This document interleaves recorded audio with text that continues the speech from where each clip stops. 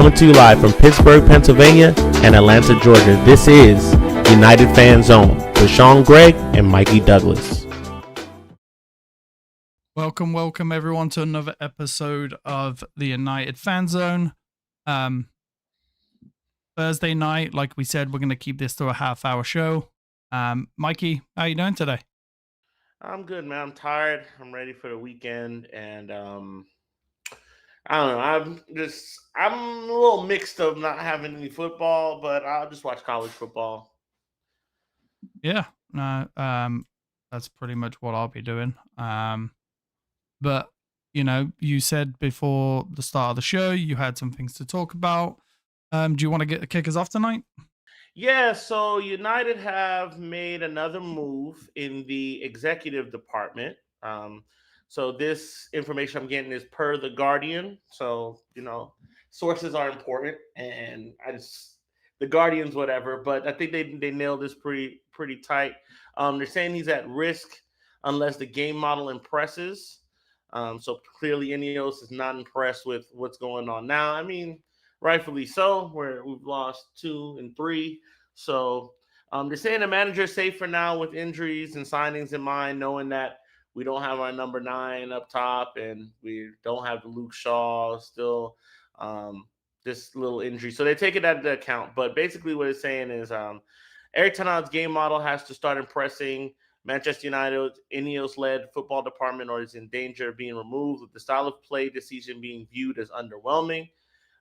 There's a recognition inside the club that Ten Hag has been undermined by injuries and need time to integrate his 5 summer signings, but also serious concern regarding how he sets up the side, which is interesting. Game models being scrutinized by United's football department, which is overseen by Sir Jim and Dan Ashworth and Jason Wilcox. And a major part of Wilcox's role is to monitor how the team plays. So Ten Hag's been backed by Ashworth and Barada, so he's good there, and they're happy with him. But they also brought in, looking for the guy's name, I keep messing, Sam Erith, who is he's former Tottenham and Manchester City executive. He's bringing him in as the interim performance director, and he'll start on Monday. And his temporary role will last until the end of the season. And basically, this guy has a pretty good resume, which is crazy. I never even heard of him. He joined in the football leadership by Ineos as the interim director of recruitment. Christopher Vival will remain in a temporary position until February, and they're expecting him to be able to develop an elite performance environment for Ten Hag in the first team. He did it for Madison Square Garden Sports, based in New York. He was there for 2 years. He worked with the England national team for some years. He's the head of sports science at Tottenham for about 6 years. Another year as a performance consultant with the England's national team, and he spent a significant part of his career at Manchester City, having held roles as head of sports science and lead for human performance at the Etihad for 11 years before he left in November. So this guy's supposed to be, he's supposed to be the big dude around town. I don't know what any of that means because I'm not into the executive world, but that's just a little bit of news on that arrival. Happy to hear it. I don't know. What do you think about it? Yeah, I think it's a good signing for Man United. Obviously, some things behind the scenes need to be changed compared to what's going on. I do, apparently he was with England for a little while too, which is a good sign. So yeah, anything that's current than what we've got is obviously going to be a better thing. And it looks like, again, Ineos is stepping up their game, hiring the best in class of what's available to try and, encourage this Man United team. After kind of Monday's show, after the crap show, what went on at the weekend, having that calm down and kind of able to really dive deep into kind of some of the things that Man United have been doing.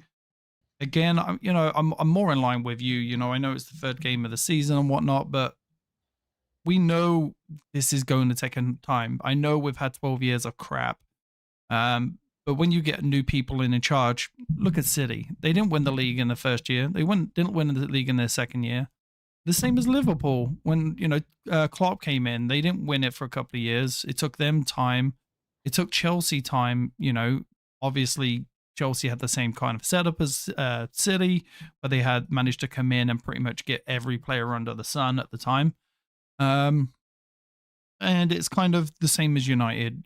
Again, going back to the open heart surgery that was mentioned, and now Man United are finally doing that, not just on the player side of things, but also on the backroom side of things. So any upgrade onto what we've got is looking better. Again, God forbid anyone gets injured on international duty. This time last year, we had so many players out. So far, all we've lost is Mason Mount.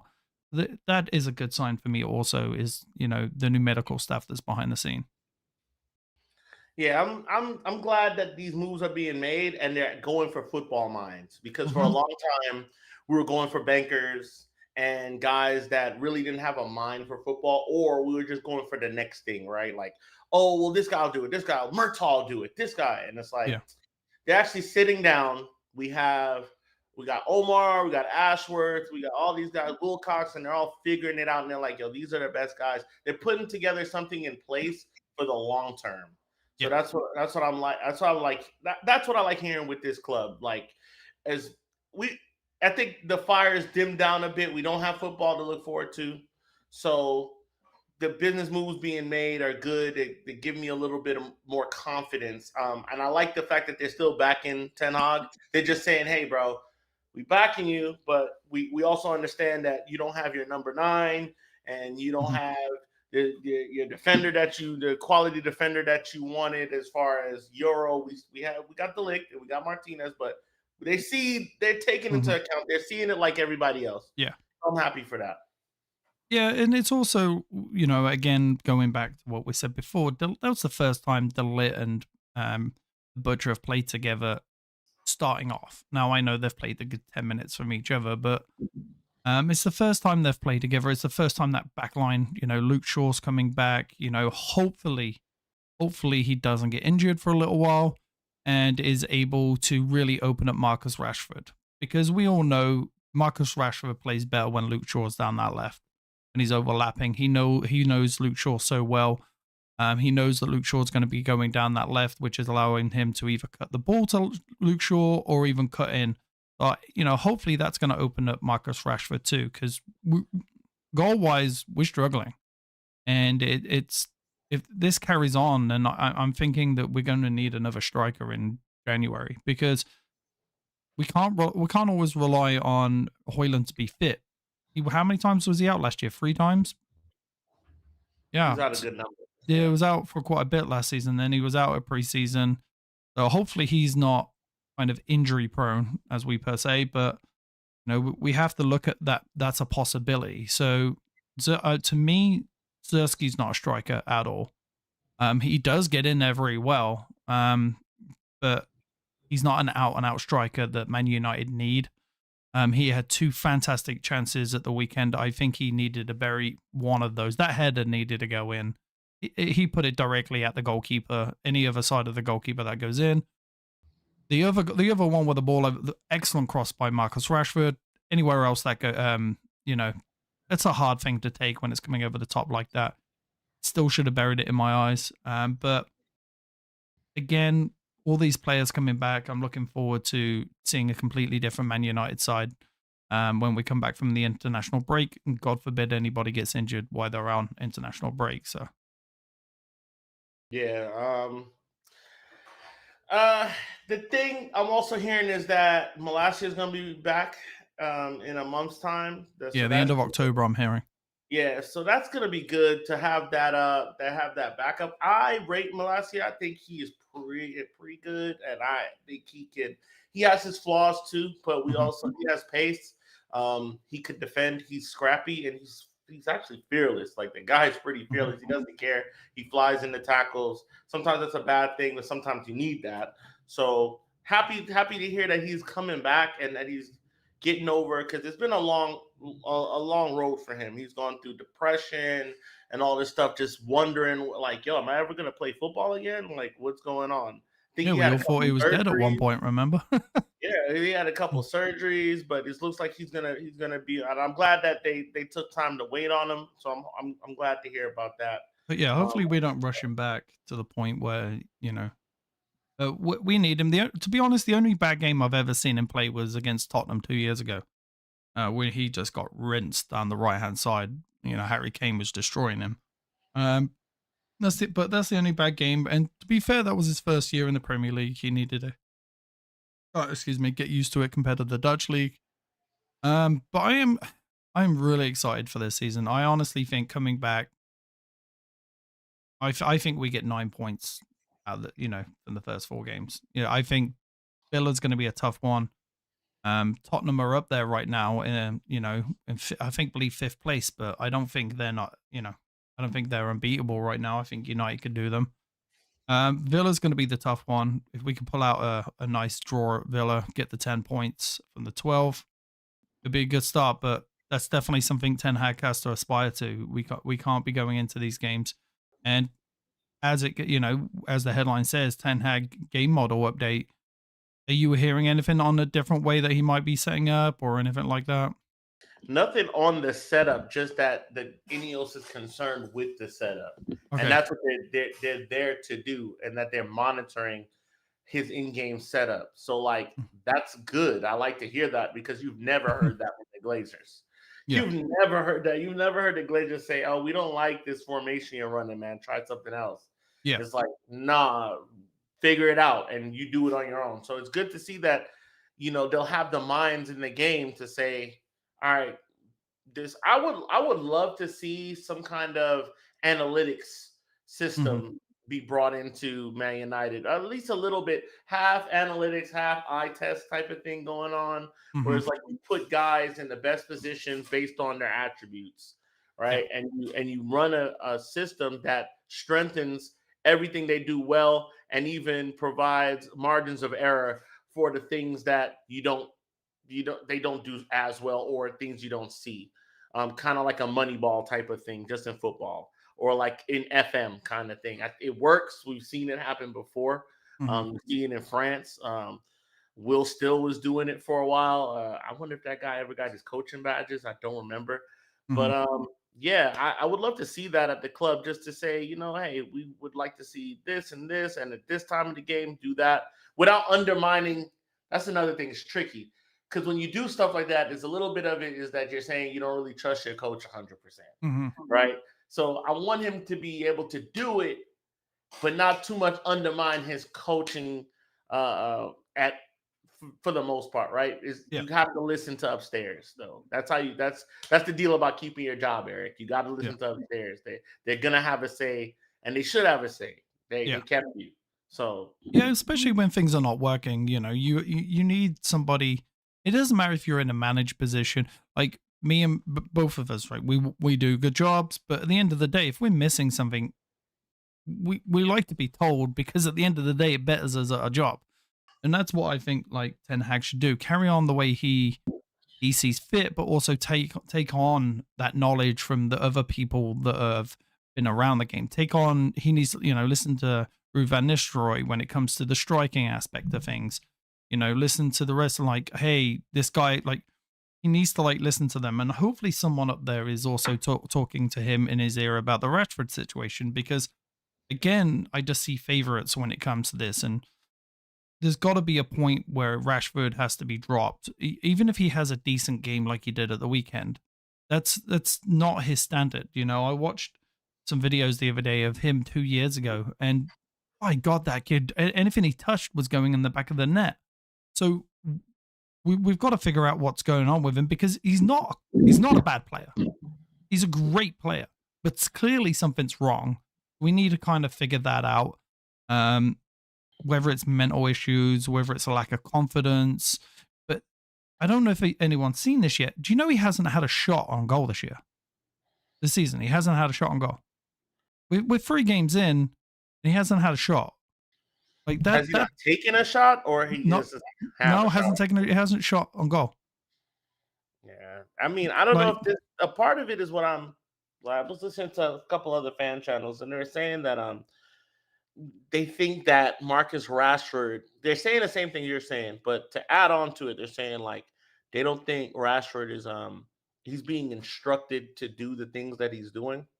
It's more of a because like they said, like, Hmm. yo, we thought you were fearless. You were going at guys, you were now you want to come on in into the you're playing it slower, you want to cut in instead of like taking a guy on and Hmm. getting past them. You're not trying that anymore. You're Yeah. trying to pass it across the front, and it's like now those two crosses he put in. If we get a goal out of those two, we're not really talking too much about Marcus Rashford here, No. right? Especially if they score both. We're like, oh, great distribution. We're happy Rashford's back to his best, or he's getting there. We're happy about it. Yeah. But um, I think he just needs to mix it up, man. He needs to know when to put the team on his back Hmm. and be okay and be allowed to do so. If the instruction is play it into Bruno once you get up the pitch, then it's like, what do we have this left winger for, right? What do we have him for? But if the instruction is he's just doing this on his own and he's failing at it, then there's a question to be had there. Yeah. Um, I Because think to be honest, though, if he's I still think there's a player there. yeah, if he's been instructed to not be the Marcus Rashford from 2 years ago, then there's some serious problems with Ten Hag's coaching because he got 30 goals that year. So last year we ended up with -2 goals, and right now we're on -3 goals. He's been instructed not to be the old Marcus Rashford. You're right; he needs to learn when to mix it up. But if he's being instructed, that's a serious problem for Ten Hag. Like I can't imagine that he's being instructed not to score goals. You know what I mean? But But if it's not to he, score goals, but to attack players and go head on. Like but the problem is this season. I think he hasn't. Did I see? I think it was one out of all the take-ons he's done. He's only completed one take-on. That's where I'm a little. Is it Ten Hag because he has been taking players on, but he's just not doing it. You know what I mean? Like there was that one incident against Brighton where the ball managed to go between the other player's legs, and then Mason Mount got that shot off. But that was a deflection. It wasn't kind of him getting the ball through those legs. So I just want to see the old Marcus Rashford. Like I want to see that Marcus Rashford that can bang the goals in. I would love for him to stay at the club, but at the end of the day, if he carries on the way he is this season, all the way to the end of the season, and he's only got 6 goals again, then United are going to lose out on a lot of money because they're not going to get 80 million for him. But two, he's going to have to leave. We saw we're seeing today that we put a short out yesterday that Anthony was looking at it. But what I'm hearing today, Anthony's not going anywhere because of Sancho left, and we're already down to 3 wingers. So yeah, now, United said no. yeah, United said no. So, you know, I would like honestly, as bad as Anthony's been, also he isn't playing much worse than Rashford is. So why not give Anthony's left-footed? We all know he can't go down the right wing very well. And why not play him off the left? I'd switch him up. I'd switch him in game from time to time. I'd stick Anthony on the left. We've played Anthony at left back before. Anthony has an amazing ability of able to get back. I think, one day he'd be a great left back or a great right back, whatever, if we could teach him how to defend. I don't think he's there yet. But he needs to play, like, if He would not like that. He had to do it for one yeah, game. but at the end of the day, if he doesn't like it, he knows where the door is, right? That's the issue. You can't teach somebody that's not teachable. That's not coachable. Yeah, no, you're right. You can't teach someone that's not teachable, but at the end of the day, if he's not doing very well down the wing and he wants to get in the first team, he wants to play where the manager tells you to play. But I would like to see him come on and play on the left. He can't be any worse than what Rashford's playing right now. And let's not forget, yes, he didn't score many goals last year. He also scored the equalizer against Liverpool in the last minute. He got one in the FA Cup. Could have killed the game off. He could have killed the game off in that same game. He could have killed it off at the end of the game. No, that was Rashford. Rashford missed the ball in like the 92nd minute. Yeah. Like I don't know how Rashford missed that. That was just put it anywhere but wide, one on one with a goalkeeper. But he has shown glimpses this year. He went down the right. He got the ball in with his right foot. I'm thinking maybe give him a game. When we come back, we got the FA Cup game on the Wednesday, so why not start him for that? Let's see, Anthony, if he's going to stay. We're going to have to see him. The first season he played, he didn't play badly, you know. But the second season, he also had a lot going on. In his personal life, he stepped down from Man United for a month or two. So I can understand why he had a bad year last year. But I'm willing to give him another go. Again, if he's not very good, he's another player that needs to leave at the end of the season. But let's utilize him while we've got him. He's not playing any worse than Marcus Rashford right now, so let's utilize him on the left. He's not a right winger. I don't know why anyone thinks he's a right winger. He's not. So I would utilize him down the left. Yeah, I mean, I'd like to see a switching game from time to time. Like switch your wingers. It's okay. You could Hmm. switch them, Yeah. especially when you have him or Garnacho playing at the same time. Yeah. Switch them. Like Garnacho's good on both either side. Yeah. He, I think he prefers to play on the right, Garnacho. Yeah. Or so switch him from time to time. It's okay. It's Oh it's yeah. an in-game tactic. I think Why not? Garnacho is better on the right. But yeah, absolutely switch him. At the end of the day, Fergie used to switch Giggs and Beckham. I've seen Beckham. I've seen Beckham play a 10. I've seen him play central midfield. Seen him play left. I've seen him play right. But at the end of the day, you just got to do what works, and that's something that Ten Hag needs to figure out. You need to get your best people who are on form in that team. Um, you know, touching on some other points. I know we only got like around 5 minutes left.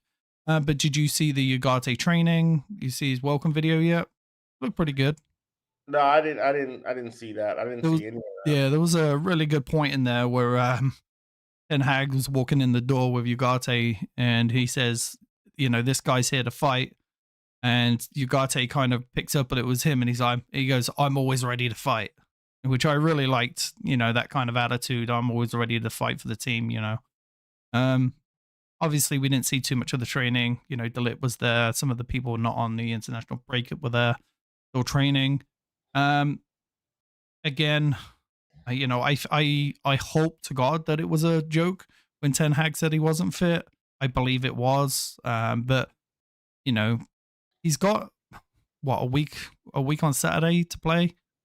So there's no reason why that kid shouldn't be playing the first 60 minutes at least, and then bring Casemiro on. But he also, be fair to him, Casemiro needs to play the next game. Even if it's 10 minutes, he needs to play, because if you don't stick him in for the next couple of games at all, that confidence is gone. He needs to get back in there and, fix that mistake, because Casemiro is a professional. He isn't going to accept that game as, his last game at Man United. So me personally, I'd get Casemiro in there for the last 10, 15 minutes. Yeah, Casemiro. I mean, I'm not. I like Casemiro. I know he did some craziness, and he hasn't been the best player for us. He hasn't been the Casemiro we thought we'd have, that we envisioned. Right? We fantasized about before when he got here. Like, oh, Casemiro, it's a player that's won. He's experienced. He's been 4-time Champions League winner, whatever the case may be. Like, we had to put that out of our head and put it over Mhm. here, and then just realize that the Casemiro we got now is not that, but he can still play a role in this team. I think him as a backup to Ugarte is great. It's going to be good for Ugarte because he's going to know that there's still a man behind you that wants to play. It's going to give us the depth that we need at the position. It's not no longer looking to, hey, McTominay, come on and do something for us. Yeah. It's like, okay, we got Ugarte. Ugarte doesn't. Casemiro can score, and he has had flashes of being pretty decent. So, like, if we could just have a good structure, this is what I want: a good structure in the team that utilizes Casemiro and his strengths, even with his gone legs, right? Where he doesn't have to do as much and make the game as simple as possible for him, and also let him contribute still, because I still think he can. I still Mhm. think he can get a header on a set piece and score a goal. He's always looking dangerous to do that. I still think he could pass as well, Mhm. pass over the lines, break lines with passing. I love some of the attempts that he makes. But to put it all on Casemiro for the last game is, it's a bit much. We Yeah. all the whole team was bad. The Yeah. whole team was bad. Casemiro just had two mistakes that led to goals, but one of them didn't need to lead to a goal. It Yeah. didn't need to lead to an automatic goal. It was another defensive breakdown that happened on top of that. I saw the third goal today. The first goal. You know, not the first goal, the second goal, where where he's like, I don't know how that isn't called for a foul. To be honest with you, he came in from behind him, and Casemiro went straight to the ground. I don't know how that's not called as a foul. But it is what it is. I did see something today, a video of Casemiro compared to Ugarte when it comes to when it comes to passing. A lot of Casemiro when he was at Real Madrid would be pinging the ball. So if he's on the right, being able to pass the ball over to the left, but a lot of Casemiro's passing right now is going straight down the middle, making some passes that are, let's say, not desirable when it comes to passing. And then kind of Ugarte making this look at what he was a great video, because what they did is compared pass that Casemiro does and the pass exactly the same that Ugarte will do. And they broke down the first goal for Liverpool, where instead of trying to pass it to Kobe Mainu, if you look on the right side of that, Mazwari's running down the wing on the right, but to the left of him, which he didn't notice, was also the Butcher, Martinez. Those two passes are safe, nice passes. One on the right would have got us going on a counter attack. The other on the left is passing back, letting us regroup. Where Ugarte would have passed that ball to Martinez and let somebody else, because Ugarte is not somebody that progresses the ball forward very well. But what he does is he wins the ball back and is able to make a simple pass. That's why his passing last year was in the 98th percentile in the top 5 leagues. So that's something that's going to really help Man United, is not just that ability to win the ball back and protect that back line, is also making those simple passes, getting them. We all know how good Martinez is at playing through the line. He'll play a pass that goes straight through defenders. He's done it multiple times. So having that ability to pass back to Martinez, De Ligt has that ability too. So able to get the ball back, him move forward a little bit, and then pass the ball back to one of those players. He's also got an amazing over-the-top ball, which, that pass that Casemiro tried to play, Ugarte would have gone right over the top rather than playing it into where free strikers were. So that video that I watched today was very insightful compared to something that United are going to rely on when it comes to Ugarte compared to Casemiro's passes in the last 2 years, because the passes are not very good. Now, his defending when he sits in front of it has been fantastic. It's his ability to play the ball and make the correct pass that's really hurting Man United, and having that ability to allow Kobe Mainu to either come back, collect the pass, or move up further, and be feeling comfortable that the person behind him is going to be able to make that tackle. So that was something that was great to see, that person had put it out today. So another thing I just want to touch on, the Monday show. I know me and Mikey talked about having something different. What we're going to do is we're actually having 2 guests on Monday. Mikey, do you want to introduce your guest? Mine hasn't been picked yet. I did have someone, but I'm not sure it's going to work out, so I'm working on that. You want to? I'll just wait till Monday, just in case. Wait till Monday. Comes up with them, yeah. Okay, yeah. So we're going to have 2 guests that have never been on before. The Monday show, again, we call it an interactive fan zone. So that's something that we're going to be doing more often, at least once a month, is having random people on. So again, if you want to come on, we're going to do that. So I'm going to work on my guy, and then what we'll do is we'll go from there. But half hour is up today. We did have a nice short stream. Got some insightful knowledge out through the Ugarte. Some of the backroom staff coming out with the Ten Hag game model. Anything you want to leave us with today? There's a little somber note. So we had a well-known musician here in Atlanta die today. Just want to say a quick rest in peace to Rich Homie Quan. Met him a couple times. Really nice guy. Does a lot of good things in the community. Died from overdose apparently, and so it's just a sad story. Left behind his kids and stuff like that. But yeah, he's an Atlanta legend here. He supports the Five Stripes and one of the first people to hit the nail here. So just want to say my condolences, rest in peace to Rich Homie, man. Yeah, Appreciate the music. Yeah, absolutely. And just a shout out to all those families down in Georgia too, going through, what they've just gone through. So 100%. shout out to all those families. I hope everyone's doing well. This has been another episode of United Fan Zone. We are putting more shorts out there. So keep an eye out for those things. And we will see you guys on Monday. Peace. Peace. Yes, people, what's happening with the main man here? Make sure you're subscribing to the United Fan Zone for your